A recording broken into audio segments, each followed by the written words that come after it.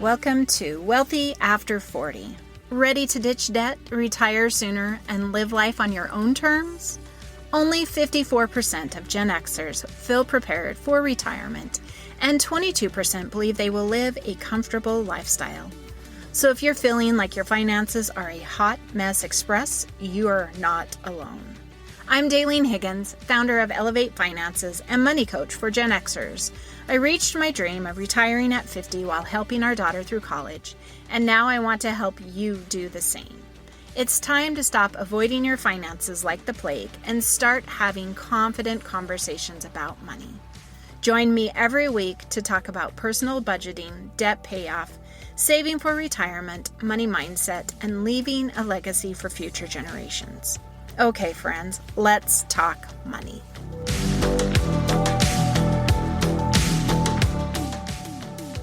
Welcome to today's episode, How to Prepare for Retirement Through Savings, even if you feel you're behind or struggling to save. So if you're somebody that is fretful, wondering if you're going to make it, this episode is for you.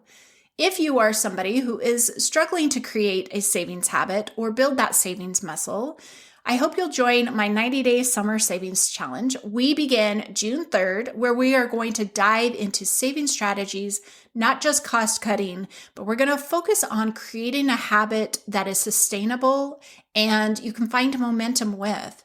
The link is down in the show notes, more details, more information, so I hope you will join me. Back to the topic of saving for retirement and having enough. 68% of Americans worry they may not have enough money for retirement. If this is you, you're not alone. I had a conversation on a free call with, we're going to call her Susan. That was her whole reason for making the call. She was frantic. She was telling me all of the things she was doing and just felt like it was not going to be enough. After listening to her and really exploring what she was doing and exploring the numbers that she had, I said, okay, let me just share with you a little piece of advice. And this is what I'm sharing with listeners today. Money, on average, doubles in 7 years. Now, that can fluctuate a little bit, but this is average. So the money that you have, this is the direction I gave her, the money you have, she had 2 sets of 7 years, will double once, and then that total will double again. And she says, okay. And then I said, and that is if you quit contributing to it today. She was so relieved. So much was, lifted off of her. The frantic was gone. She became more calm with all of the decisions and all of the things she wanted to do. So I want you to take that exercise. I want you to think about how many, 7 years do you have? If you only have like 4, think about, 0.5. What does that look like?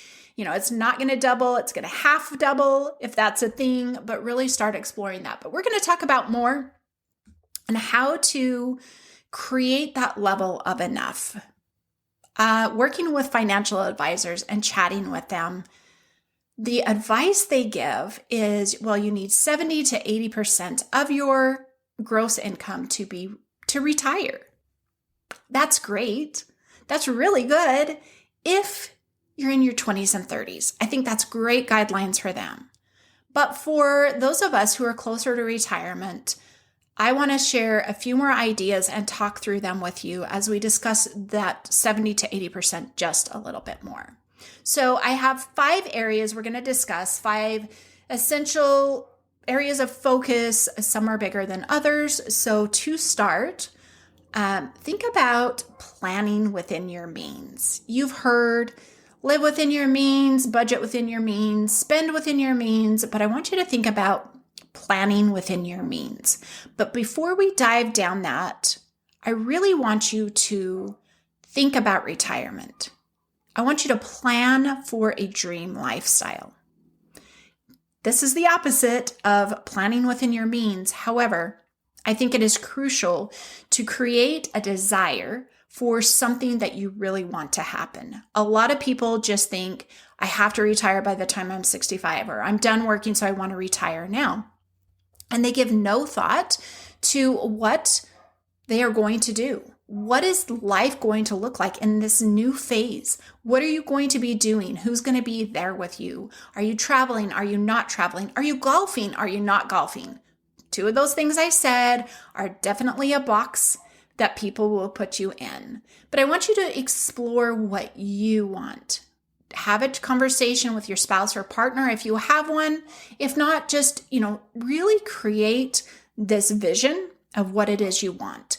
With that comes desire and motivation naturally. It just naturally happens. If you're like, I want to retire at 65, there is no desire or motivation in that. None. Because what does that mean to you? So explore that, think about that. And then if you're like me, as soon as okay, this is what I'm going to do and this is what I want it to look like.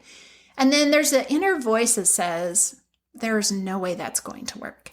And then me, I'm like, just watch me, right? That right there is motivation. That is what I want you to find. That is what I want you to create. So before you plan within your means, I want you to go explore what the dream lifestyle of retirement looks like and feels like for you. Because if you don't, there's no motivation. Once you've done that, then I want you to come back to planning within your means, coming into reality. So I made the mention of, 70 to 80% to live on. That is great for those in their 20s and 30s because they are not even close to retirement. Their gap is huge. Now your gap is smaller just because you already know what's going to be there when you get there. You know what your health is presenting. You might know family has moved on. There's all sorts of things that kind of feed into that. So getting back to reality, I want you to look at how much you have saved to date. Assuming a safe 3 to 4% withdrawal rate. So if you have saved $1 million, this would be $30,000 to $40,000 a year. Now you're thinking, well, that's not enough. I can't do it. The second step to this, I want you to know how much you're living on. What does it take to fuel what you are actually already doing? What is that amount? What does that look like? Because honestly, that is your number that you need right now. Any extras would be beyond that, which heads you to your dream lifestyle. But really get clear. So if you are not budgeting, then this is where you need to start. Budgeting is such a power tool in creating opportunities, different avenues, helping you see what reality is and being able to get to that dream lifestyle that you've created. So plan within your means, look at what somebody is telling you as is a true withdrawal amount.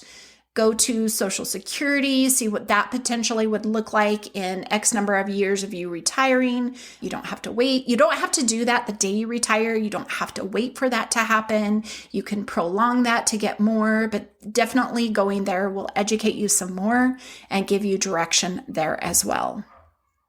So again, we just talked about plan within your means, but I really want you to dream.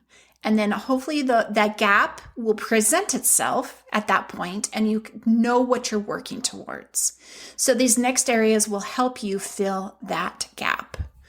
The first thing, if you are working for an employer and they have an employer match, that is your first step, is to make sure you're meeting that. If they will match you up to 6%, 6% of your income needs to be going into your retirement. That right there will set the stage of being able to close that gap very, very quickly. It's heavenly to have somebody, helping you build up your 401. I didn't have it for 17 years and then I had it my last 15 years. And granted, the longer it's been in there, the more it compounds. But I tell you what, the contribution amount I was able to put in with their match was huge. So be sure that you are doing that. If you are not working for an employer, don't worry, we have some more information for you. All right, this next area, it's kind of vague initially. Save, save, save. So find as many areas as possible to save. Now you're thinking, okay, what does this really mean? And instantly you're probably thinking, okay, I have to cut some things out. I want to jump into that thought, and I want you to stop thinking of it as all or nothing. This is something I'm covering in the challenge, but really think about pausing, reducing, and replacing. We'll explore this more heavily in the challenge, how that works, what that looks like. But instead of thinking about cutting expenses or cutting things out to have the savings, I want you to think about pausing, reducing, and replacing. Sometimes there's some swaps that we can make and still get the same thing. Just exploring those, being able to save. And as I cover the rest of them, these add up all together. Right? It's not about one effort. It's about several efforts going together. Some other areas to look for are savings with your auto and home insurance. Are you getting the best deal out there? Have you checked around with different, insurance companies? Have you thought about increasing your deductible as long as you have that in savings? That will save you on your premium. Really exploring with your agent, see if they can help you, find some savings within that.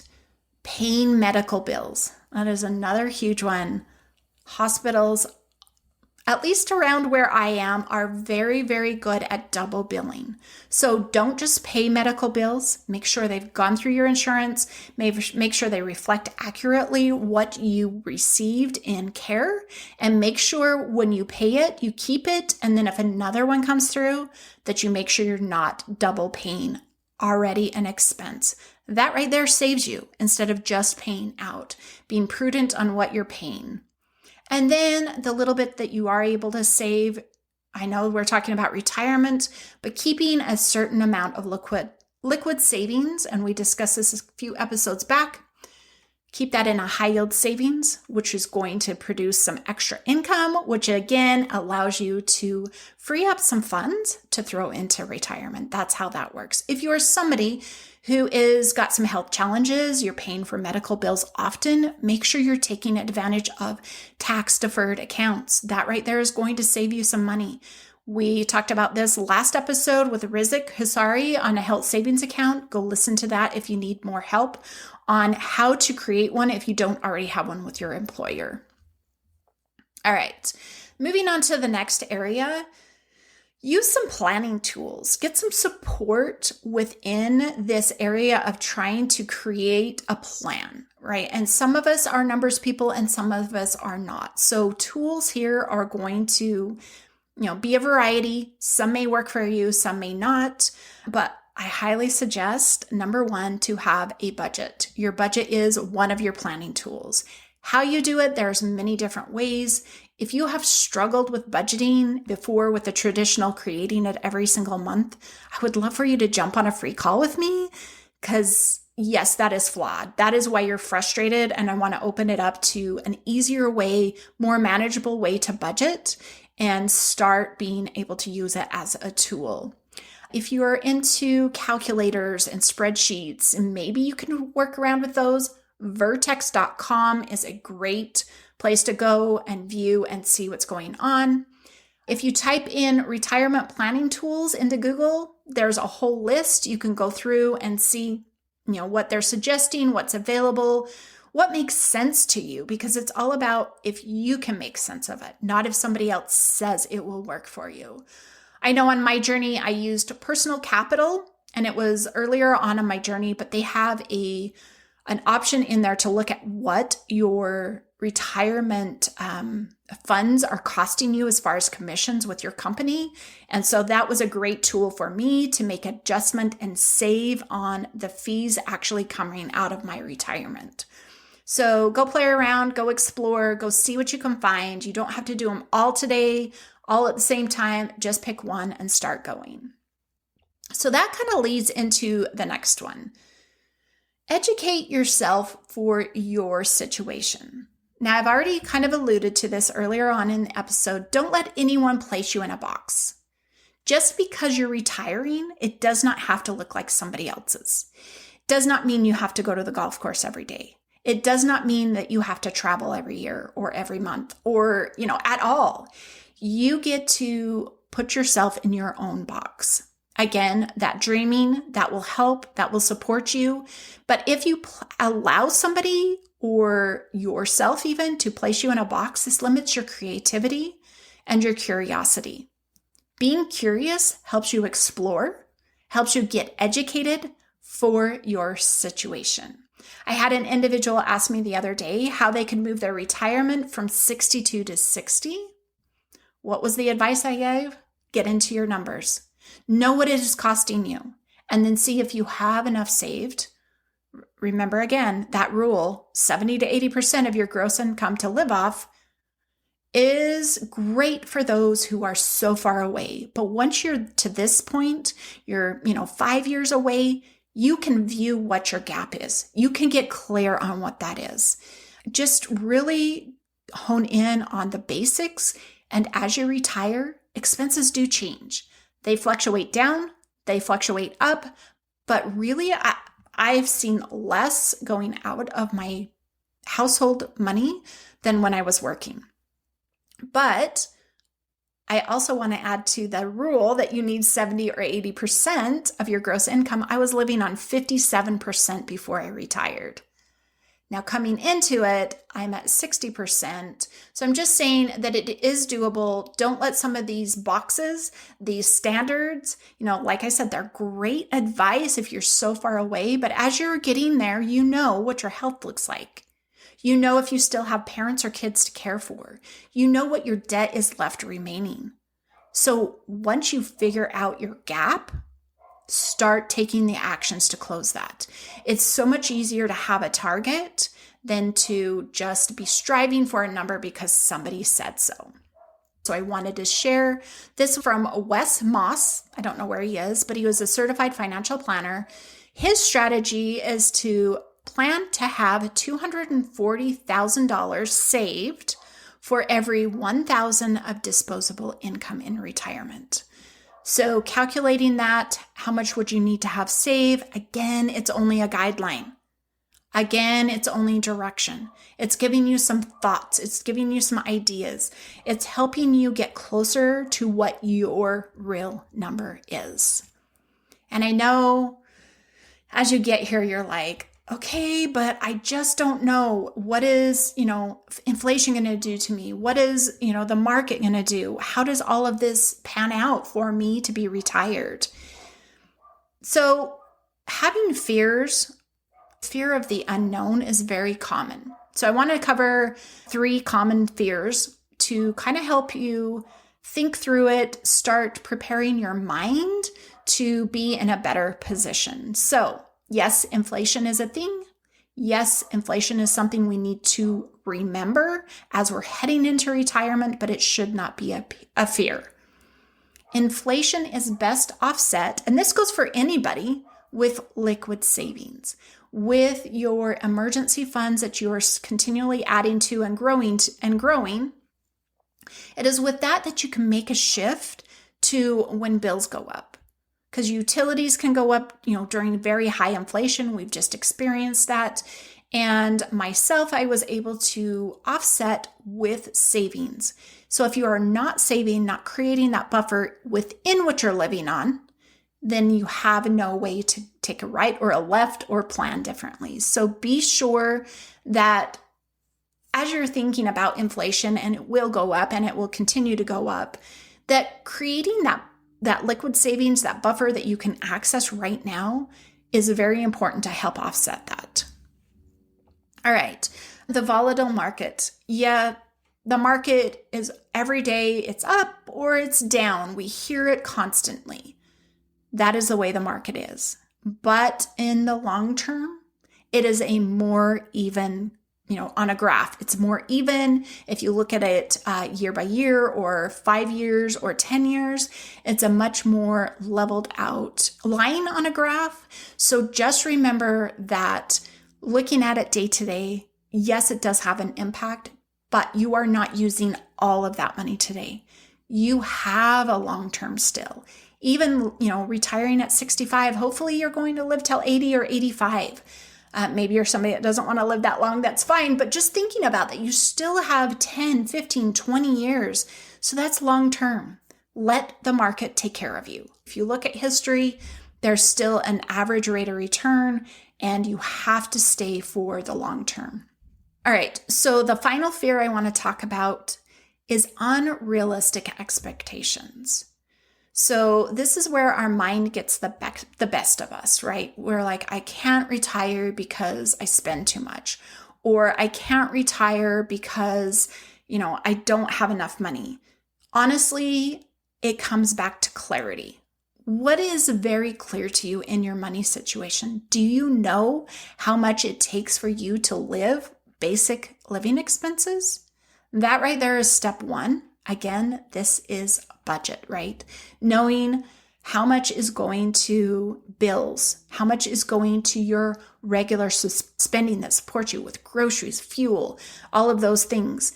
And then you have the leftover, which is your savings, and that you'll continue that as you go into retirement with living on that month to month. Make sure that you get clear and make sure you can tie that up. I've had individuals come and work with me.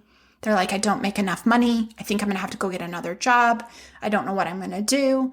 And once we put the numbers on a sheet and getting away from that idea that it's not enough, they look and it's completely different.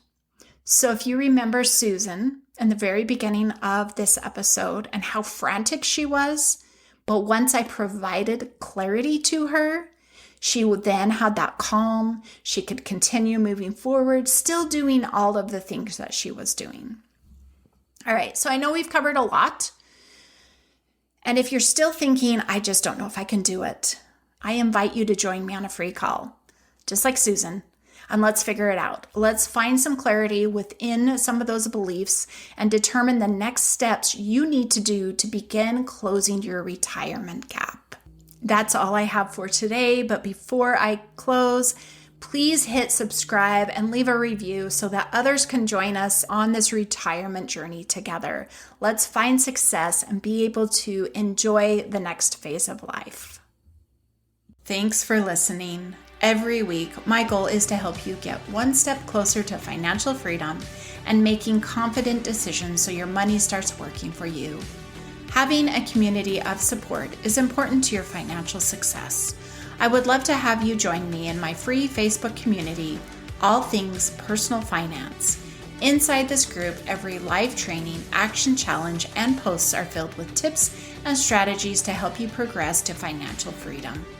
If you have questions from today's episode or want to learn more, follow me on Instagram at Elevate Finances. If you're looking for personalized support to get your finances on track, check out my website at elevatefinances.us to learn more about how I can support you with one-on-one coaching. Thanks and have a wonderful day.